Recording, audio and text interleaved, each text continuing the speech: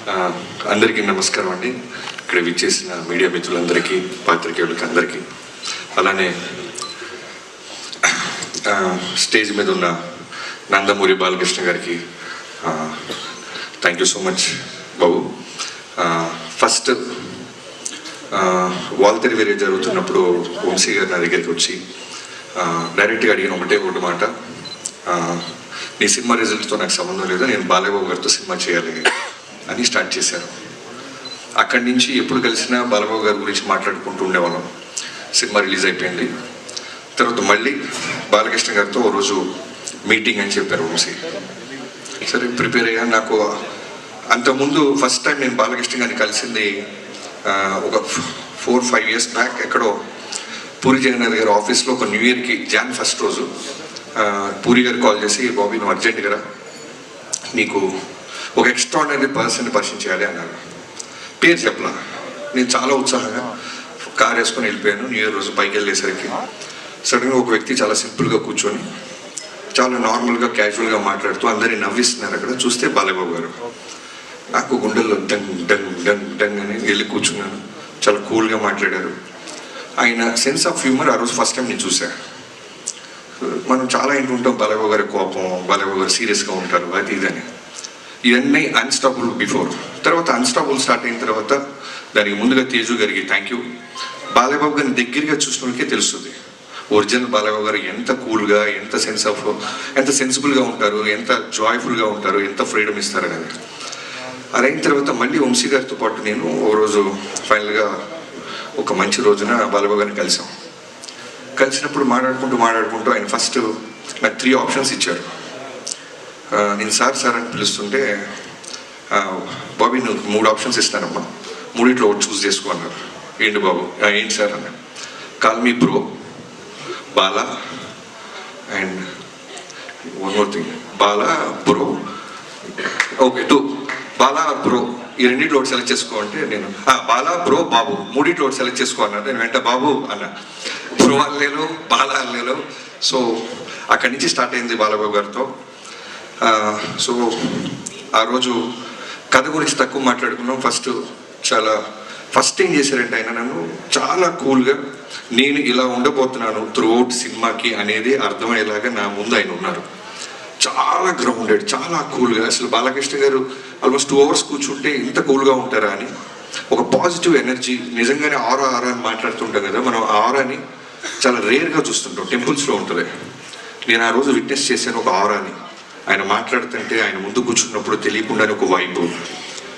మనలో ఏదైనా చిన్న భయాలు ఉంటాయి, అన్నీ పోతున్నాయి. అక్కడి నుంచి మొదలెట్టి కథ కంటే ముందు బాబీ మనం ఏం చేద్దాం అని మాట్లాడుతూ ఆయన ఇస్తున్న ఫ్రీడమ్తో ఆదిత్య 369లో ఉన్న ఒక విజువల్ చూపించారు ఆయన.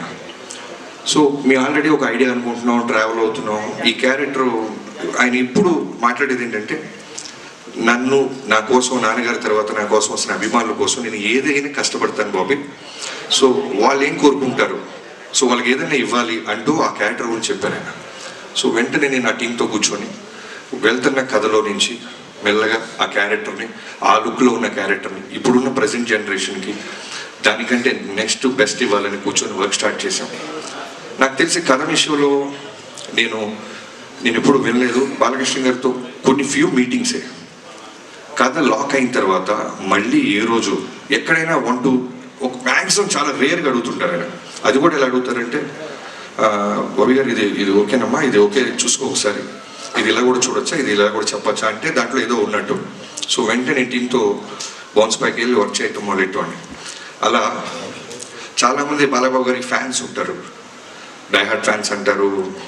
నేను వర్క్ చేసినప్పుడు నేను రాసిన ఒకే ఒక పదం, ఆయన గురించి నేను తెలుసుకున్న తర్వాత రాసిన ఫస్ట్ డైలాగ్, ఒకడెవడో అంటాడు సినిమాలో ఇతనికి శత్రువులు ఎక్కువ అని. దానికి బాలకృష్ణ గారి చేత ఒక మాట చెప్పించా, అరే ఓ సిఐ సాబ్ हमको दुश्मन कम जान देने वाला ఫ్యాన్స్ ज़्यादा है.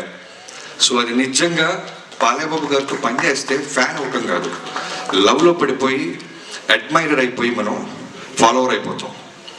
అంటే ఒక సినిమా రన్నింగ్లో ఉన్నప్పుడు నాకు ఏ రోజు కూడా మళ్ళీ ఈ హీరోతో ఇమీడియట్గా చేయాలి, మళ్ళీ కథ రెడీ చేయాలని ఏ రోజు అనిపించలే. ఫస్ట్ టైం నా కెరీర్లో మళ్ళీ బాలకృష్ణ గారితో మళ్ళీ దీనికంటే బెస్ట్ కథ చేయాలని ఆలోచనలు మొదలైంది. అలాంటి బాలయ్యబాబు గారు ఆరా అది.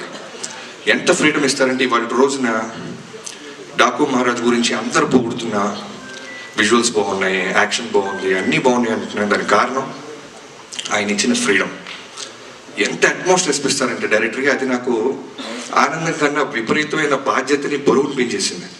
ఈయన ఇంత నమ్మేస్తున్నాడు మనల్ని అంటే లిటరల్గా చెప్తున్నాను, ఓ డైరెక్టర్ వెళ్తున్నప్పుడు ఆయన సిగరెట్ కూడా తాగరు.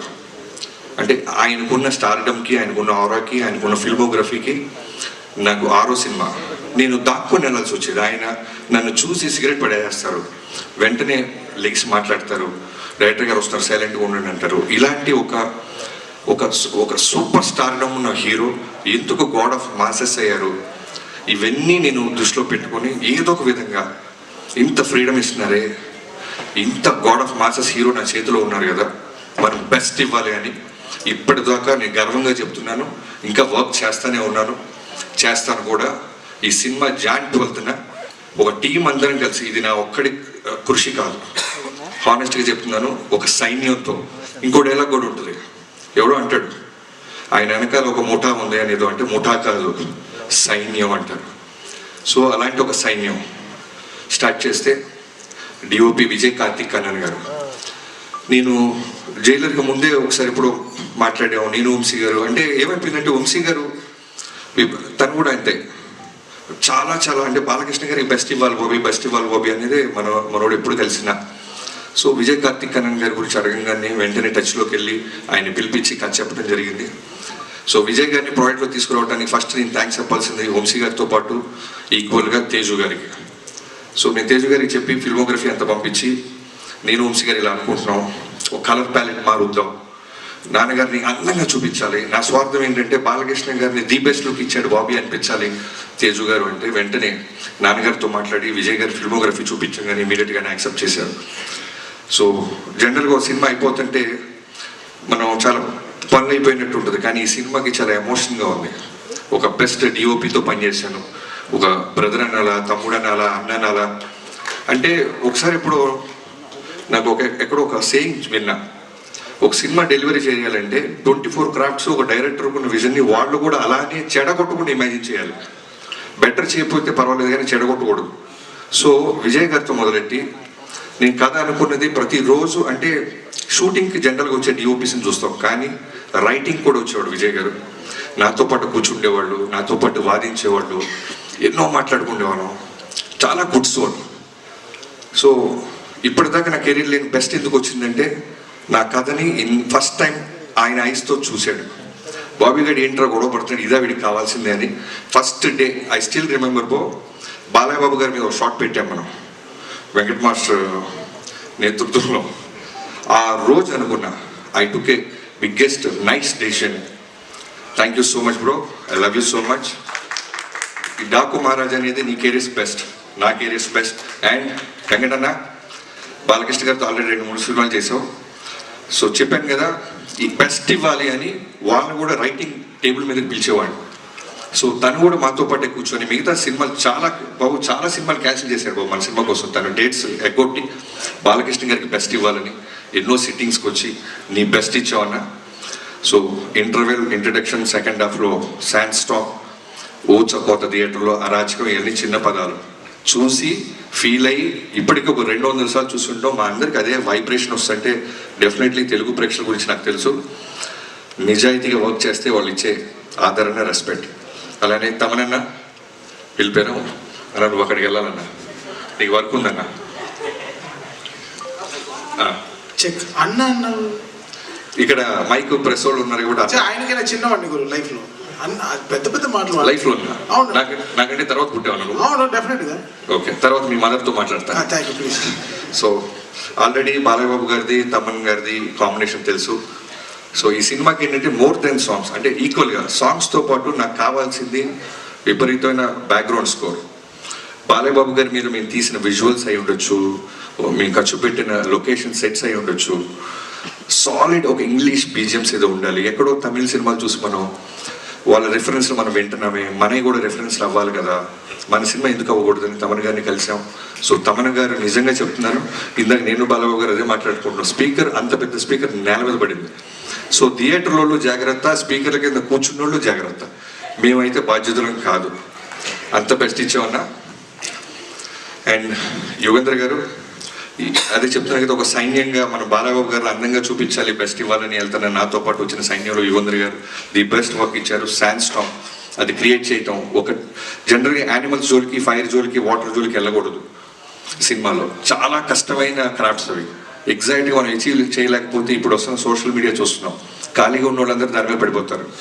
అలాంటిది యుగేంద్ర గారు ది బెస్ట్ ఇచ్చారు. యుగేంద్రజీ, నేను ఎందుకు ఇందాక మీరు మాట అన్నారు, బాబీ చాలా స్పేస్ ఇస్తున్నాడు కెమెరామ్యాన్కి, ఎడిటర్కి, మాస్టర్కి, మీకు అంటే, అది నేను బాలబాబు గారి దగ్గర చూశాను. ఆయన కథను నమ్మిన తర్వాత డైరెక్టర్కి వదిలేస్తారు.